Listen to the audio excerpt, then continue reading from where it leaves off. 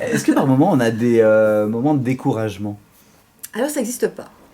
Étonnamment, ça n'existe pas, parce qu'il y a justement cette année de préparation, donc physique, mentale, gestion du matériel, gestion des probabilités de problèmes qu'on va pouvoir trouver. Donc on se projette, on anticipe, donc on est déjà dans le projet complètement et on sait exactement ce qui va arriver. On connaît les dangers, On connaît mentalement, Ouais. psychologiquement, on connaît tous les problèmes. C'est quelque chose de... Il y a des études de cartographie que j'ai faites très précises, etc. Après, il y a un lâcher-prise qui est très important. À un moment donné, il faut tout poser, tout son bagage, tout son savoir, il faut tout déposer le jour où je passe la porte pour aller en Amérique du Sud. Et c'est là, après, ça rassure l'esprit surtout. Tous ces préparatifs rassurent l'esprit, rassurent le mental. Et après, on lâche tout et on fait le premier pas. Et là, il faut le faire, c'est un pas animal. C'est un pas d'instinct. C'est pas un pas de connaissance. Et c'est là la complexité entre ces deux mondes qui nous habitent tous, et c'est ça qui me fascine, moi, cette relation avec nos instincts animaux qui sont incroyables. On en utilise tellement peu. C'est ça, Ah, c'est ouais, qu'on c'est est ça. bourré de ressources Incroyable. inimaginables si on ne fait pas les expériences que vous faites Et en voilà. se mettant en testant nos limites, parce qu'il faut se mettre quand même sur le fil pour pouvoir que ces ressources s'expriment. Voilà, ben c'est ça. C'est-à-dire que tant qu'on est dans notre petite zone de confort, eh bien, on connaît notre jardin, on connaît ce qui se passe, on connaît les choses. Donc, on peut les répéter avec confidence. Mais lorsqu'on passe, qu'on passe de l'autre côté de la barrière, il y a ce qu'on appelle l'inconnu.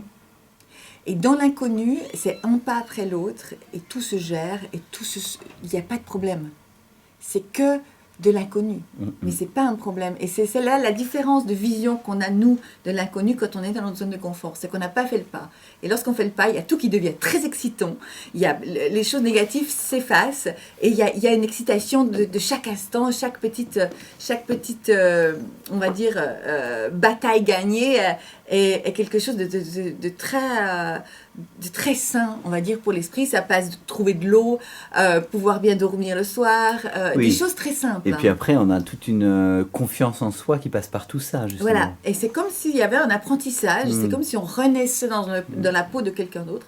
Et il y a toute une approche de la vie qui change et un goût de la vie qui est dans la bouche qui est tellement supérieur.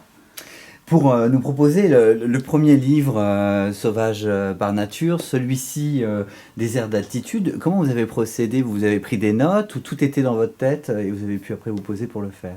Alors l'écriture, c'est pas quelque chose qui est très naturel chez moi. C'est tout un processus qui est assez difficile. Donc je prends des notes et j'utilise ma caméra. Alors, j'ai une petite vidéocaméra avec moi. Je fais beaucoup on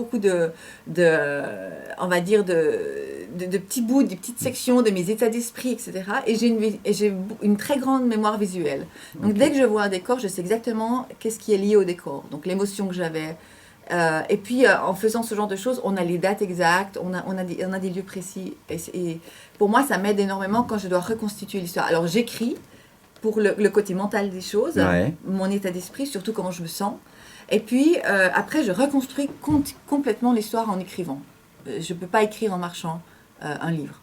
C'est des états d'esprit qui viennent dans le livre par la suite. Alors, on terminera là-dessus, Sarah, parce que le temps passe vite. Votre livre, donc vous nous racontez toute votre aventure, là, les 8 mois à pied sur la cordillère des Andes.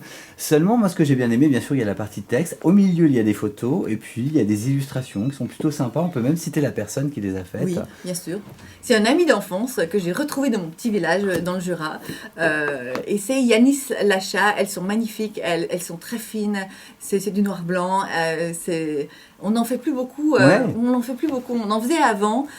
Et je trouve ça vraiment très pertinent et très léché.